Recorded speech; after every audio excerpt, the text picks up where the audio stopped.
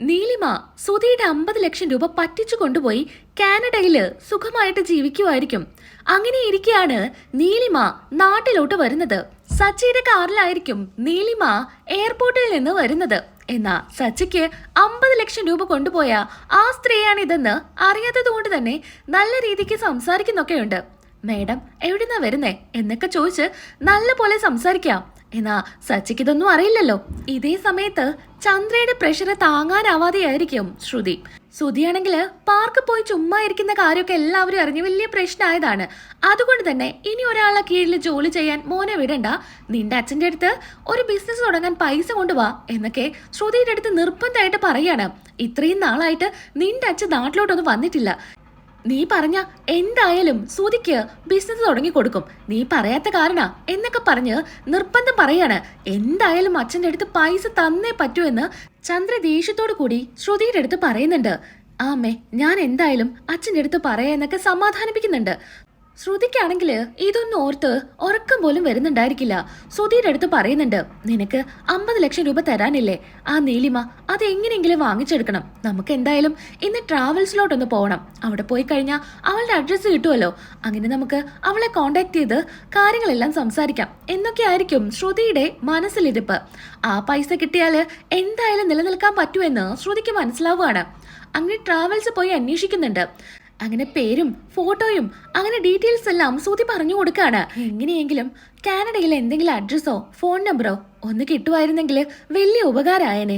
ഞങ്ങള് അവളുടെ ഫ്രണ്ടാ, അവളുടെ മുത്തശ്ശിക്കിപ്പോ തീരെ വയ്യ, അതുകൊണ്ട് വിവരം പറയാനായിട്ടാ. ഫ്രണ്ടാണെങ്കിൽ ഇയാളുടെ കയ്യിലെ നമ്പർ കാണില്ലേ, അത് എന്റെ കയ്യിൽ നിന്ന് നഷ്ടപ്പെട്ടതാ. ദയവ് ചെയ്ത് ആ ഡീറ്റെയിൽസ് ഒന്ന് തരണം എന്ന് ശ്രുതി പറയാണ്. മാഡം അത് ഞങ്ങൾക്ക് പറ്റില്ല, ഞങ്ങളുടെ റൂൾസ് പ്രകാരം കസ്റ്റമേഴ്സിന്റെ ഒന്നും ഡീറ്റെയിൽസോ ഫോൺ നമ്പറോ ഒന്നും പറഞ്ഞു കൊടുക്കാൻ പറ്റില്ല. ദയവ് ചെയ്ത് അതൊന്ന് മനസ്സിലാക്കണം, തരാൻ പറ്റില്ല എന്ന് തറപ്പിച്ച് പറയുന്നുണ്ട്. അങ്ങനെ അവിടെ നിന്ന് ശ്രുതിയും പോരുന്നുണ്ട്.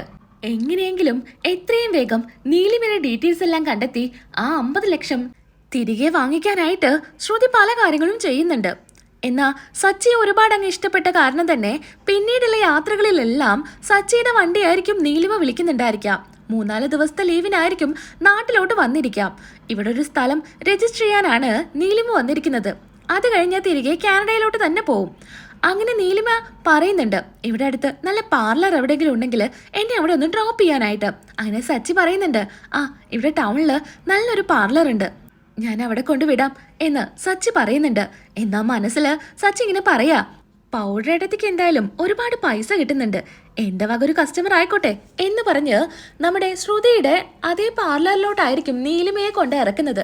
നീലിമ പറയുന്നുണ്ട്, ഇയാളിപ്പോ പൊക്കോ, ഞാൻ ഇവിടുന്ന് വരാൻ കുറെ സമയം എടുക്കും, അതുവരെ കാത്തു നിൽക്കണ്ടേ, ഞാൻ പിന്നെ വിളിക്കാം എന്നും പറഞ്ഞ് സച്ചിയെ പറഞ്ഞു വിടുക. ശ്രുതിയുടെ അടുത്തോട്ട് നീലിമ വരുമ്പോ ശ്രുതിക്ക് ചെറുതായൊരു സംശയം തോന്നുന്നുണ്ട്, ഇത് നീലിമ തന്നെയാണോ എന്ന്. സംശയം തീർക്കാനായിട്ട് പല ചോദ്യങ്ങളായിട്ട് നീലിമയോട് ചോദിക്കുന്നുണ്ട്. മാഡം എവിടെന്നാ വരുന്നേ? അപ്പൊ കാനഡയിൽ നിന്നാണ്, പേരും അതുപോലെ നീലിമ എന്നൊക്കെ പറയുമ്പോൾ കറക്റ്റായിട്ട് ശ്രുതിയുടെ പൈസ തട്ടിക്കൊണ്ടുപോയ നീലിമ തന്നെയാണെന്ന് ശ്രുതി ഉറപ്പിക്കുകയാണ്. അപ്പൊ തന്നെ ഓൺ ദ സ്പോട്ടില് നമ്മുടെ ശ്രുതിക്ക് വിളിക്കുന്നുണ്ട്, ശ്രുതി നീ അന്വേഷിക്കുന്ന നീലിമ ഇവിടെ ഉണ്ട്, നീ വേഗം ഇങ്ങോട്ട് വാ, പോലീസ് സ്റ്റേഷനിൽ പറഞ്ഞു വേണം വരാൻ എന്നൊക്കെ ശ്രുതിയുടെ അടുത്ത് പറയാം. അങ്ങനെ ഈ നീലിമ ശ്രുതിയോട് ചോദിക്കുന്നുണ്ട്, എനിക്കൊരു നല്ല ഫേഷ്യൽ ചെയ്യണം, ഏതാ നല്ലത് എന്നൊക്കെ ചോദിക്കുമ്പോൾ അതൊക്കെ പറഞ്ഞു കൊടുത്ത് കുറേ നേരം സ്പെൻഡ് ചെയ്യിക്കുകയാണ്. അവസാനം ശ്രുതി വരുന്നുണ്ട്. ശ്രുതി വന്ന് കണ്ണാടിയുടെ ഫ്രണ്ടിൽ നിൽക്കുക. പെട്ടെന്ന് കണ്ണാടിയിലൂടെ ശ്രുതിയെ കാണുമ്പോൾ ഞെട്ടിത്തിരിയുന്നുണ്ട് നീലിമ.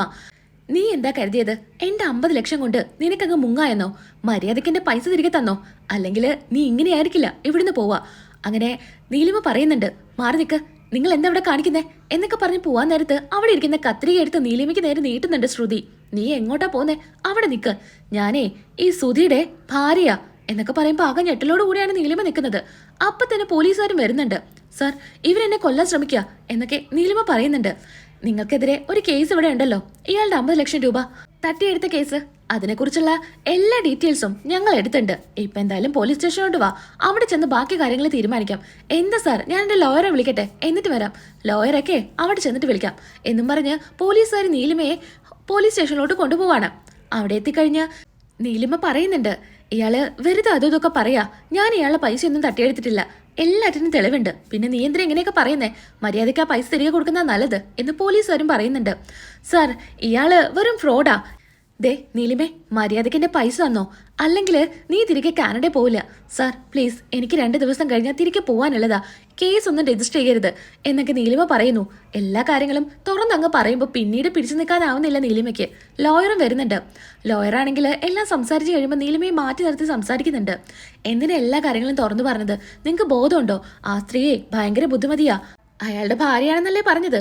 അതുകൊണ്ടല്ല സ്ത്രീ പറഞ്ഞത് ഇനിയിപ്പോ ഇവിടുന്ന് പോകുന്നതിന് മുമ്പേ പൈസ കൊടുത്തേ പറ്റൂ, പകുതി കൊടുത്താൽ മതി എന്നൊക്കെ നമുക്ക് പറഞ്ഞു നോക്കാം. പക്ഷേ അത് സമ്മതിക്കുമെന്ന് അറിയില്ല. ഇനിയിപ്പോ കേസാക്കി കഴിഞ്ഞാൽ തിരികെ കാനഡയിലേക്കൊന്നും പോകാൻ പറ്റില്ല എന്നൊക്കെ ലോയർ പറയുമ്പോൾ നീലിമ സമ്മതിക്കുന്നുണ്ട്. എന്തായാലും തിരികെ കൊടുത്തേക്കാം എന്ന്.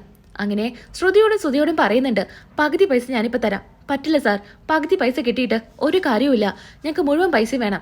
2 ദിവസം കഴിഞ്ഞ് കാനഡയിൽ പോകുന്നല്ലേ പറഞ്ഞത്. പിന്നീട് ഇവളെ കണ്ടെത്താനൊന്നും പറ്റില്ല, ഞങ്ങളുടെ പൈസ കിട്ടില്ല. ഇപ്പം തന്നെ 50 ലക്ഷം രൂപ മുഴുവനായിട്ടും തരണം.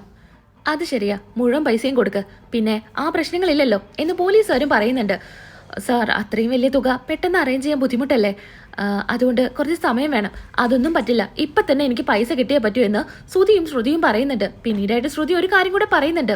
സാർ ഞാൻ ന്യായമായിട്ടുള്ള ഒരു ചോദ്യം കൂടെ ചോദിക്കുന്നുണ്ട്. 50 ലക്ഷം രൂപ കൊണ്ടുപോയിട്ട് ഇപ്പോൾ വർഷങ്ങളായി, ഞങ്ങൾക്ക് അതിൻ്റെ പലിശ കൂടെ വേണം. 5 ലക്ഷം രൂപ കൂടുതലും വേണമെന്ന് ശ്രുതി പറയാണ്. ഇത് കേട്ട് നീലിമ അങ്ങ് ഞെട്ടുന്നുണ്ട്. 5 ലക്ഷം രൂപ കൂടുതൽ വേണമെന്നോ?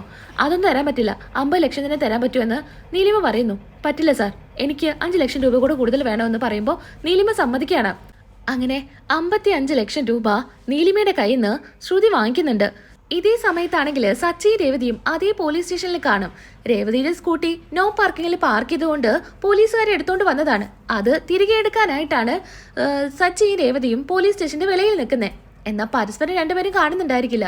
ഇതൊക്കെ പറഞ്ഞ് ശ്രുതിയും പൈസയൊക്കെ മേടിച്ച് അങ്ങ് പോകുന്നുണ്ട്. ശ്രുതിക്കാണെങ്കിൽ കാനഡയിൽ പോകാനായിട്ട് നല്ലൊരു വേക്കൻസി കിട്ടിയിട്ടുണ്ടായിരിക്കും. ഏതായാലും ഈ പൈസ ആദ്യം ആ ഒരു കാര്യത്തിന് കൊണ്ട് അടയ്ക്കുക എന്നായിരിക്കും ശ്രുതിയും തീരുമാനിക്കുന്നത്. അവിടെ എത്തുന്ന സമയത്ത് പൈസ അടയ്ക്കാത്തത് കൊണ്ട് തന്നെ വേറൊരാൾക്ക് ആ ഓഫർ കൊടുക്കുകയാണ്. ശ്രുതിക്കാണെങ്കിൽ ഇനി വല്ല അവസരം ഉണ്ടാകുമ്പോൾ വിളിക്കാമെന്നും പറഞ്ഞ് ശ്രുതിയെയും പറഞ്ഞു വിടുന്നു. ശ്രുതിക്ക് ഒരുപാട് സങ്കടമുണ്ട്. എന്നാൽ ശ്രുതി പറയുന്നുണ്ട്, അതെന്തായാലും പോയത് നന്നായി. നീ ഇവിടുന്ന് പോകുന്നതിനോട് എനിക്ക് തീരെ താല്പര്യമില്ല. നമുക്ക് ഇവിടെ വല്ല ബിസിനസ് തുടങ്ങാം, അത് തന്നെയല്ലേ നിന്റെ ഏറ്റവും വലിയ ആഗ്രഹം? അല്ല ശ്രുതി, ഈ പൈസ അച്ഛന് കൊണ്ടു കൊടുക്കണ്ടേ? നീ എന്താ പറയുന്നേ? ഇത് നിനക്ക് അച്ഛന് കൊണ്ടു കൊടുത്തിട്ടുണ്ടെങ്കിൽ നിനക്ക് ബിസിനസ് തുടങ്ങാൻ പറ്റുമോ? പിന്നെ അച്ഛന് കൊടുത്താൽ അതിന് എന്തെങ്കിലും പങ്ക് മാത്രമേ നിനക്ക് തരൂ. അതുകൊണ്ട് നീ എന്ത് ചെയ്യാനാ? ഇപ്പൊ തൽക്കാലം നീ പറയണ്ട. അതെങ്ങനെയാ? അത് ചെയ്യുന്നത് വലിയ തെറ്റല്ലേ? ഓ, നീ അതൊന്നും ആലോചിക്കണ്ട. പിന്നെ ഇത്രയും വലിയ തുക ആര് തന്നെന്നാ പറയാ?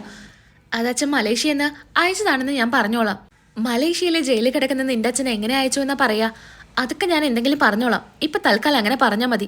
അല്ലെങ്കിൽ നീ വിചാരിക്കുന്ന പോലെ നിനക്ക് ബിസിനസ് ഒന്നും തുടങ്ങാൻ പറ്റില്ല. അങ്ങനെ സുധിയെ പറഞ്ഞങ്ങ് മാറ്റിയെടുക്കാണ്. ചന്ദ്ര പൈസ കൊണ്ടുവരാനായിട്ട് പ്രശ്നം ഉണ്ടാക്കുന്നത് കൊണ്ട് തന്നെ ഇത് നല്ലൊരു അവസരമായിട്ടാണ് ശ്രുതി എടുക്കുന്നത്. ഇങ്ങനെ പറഞ്ഞു കഴിഞ്ഞാൽ അച്ഛൻ മലേഷ്യയിൽ നിന്ന് 50 ലക്ഷം രൂപ അയച്ചു തന്നു എന്നായി ശ്രുതിക്ക് അവിടെ ഒരു വിലയുമായി. അതുകൊണ്ടാണ് ശ്രുതി ഇങ്ങനെ ഒരു ചതി ചെയ്യുന്നത്. പാവം ശ്രുതി ഇതൊന്നും അറിയുന്നില്ലല്ലോ.